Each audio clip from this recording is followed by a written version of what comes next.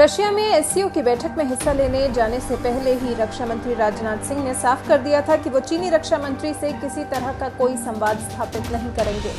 Moscow में Shanghai cooperation organisation में जब आज राजनाथ सिंह ने हिस्सा लिया तो एक एक कर दुश्मनों की जमकर बखिया उधेड़ी, फिर चाहे वो चीन हो या फिर पाकिस्तान।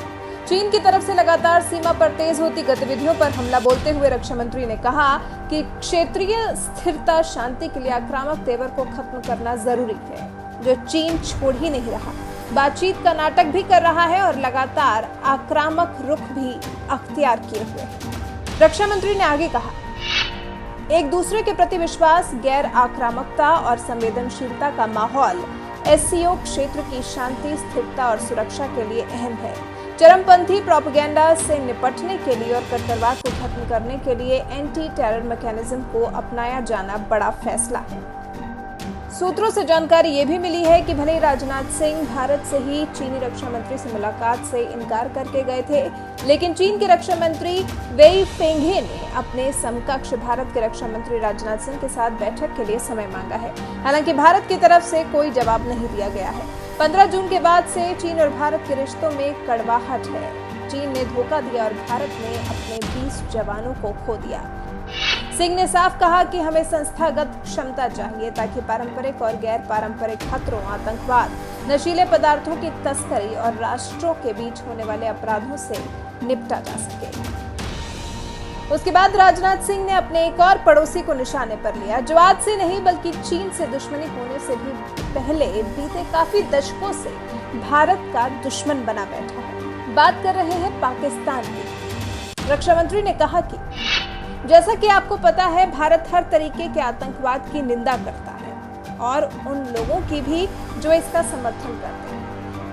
पाकिस्तान के अंतर्राष्ट्रीय मंच पर अपनी मिट्टी में आतंकवाद पनपने से रोकने में असफल होने के लिए काफी किरकिरी हुई है। इतनी की एफएटीएफ की ग्रे लिस्ट में पाकिस्तान है और अगर अक्टूबर तक हाल ऐसा ही रहा तो वह एफएटीएफ की ब्लैक लिस्ट में भी आ सकता है। इसके बाद रक्षा मंत्री ने अफगानिस्तान की बात की।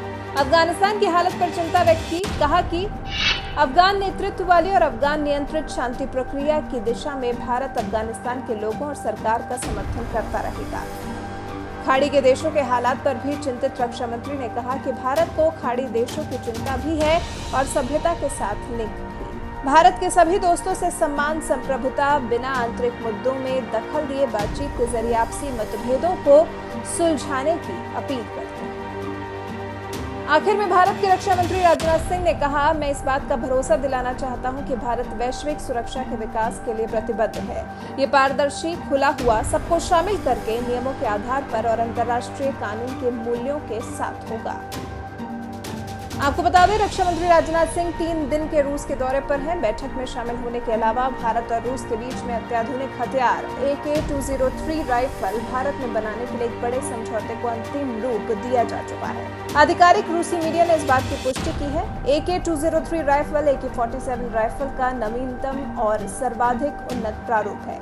इसके अलावा अभी जानना यह भी अहम है कि अगर चीन के रक्षा मंत्री ने भारत के रक्षा मंत्री राजनाथ सिंह से मिलने की इच्छा व्यक्त की है तो क्या राजनाथ सिंह इसके लिए तैयार होंगे? आपको क्या लगता है? ऐसे वक्त में राजनाथ सिंह का चीनी रक्षा मंत्री से मुलाकात करने का फैसला सही रहेगा या गलत? हमें कमेंट कर अपनी राय जरूर बताएं।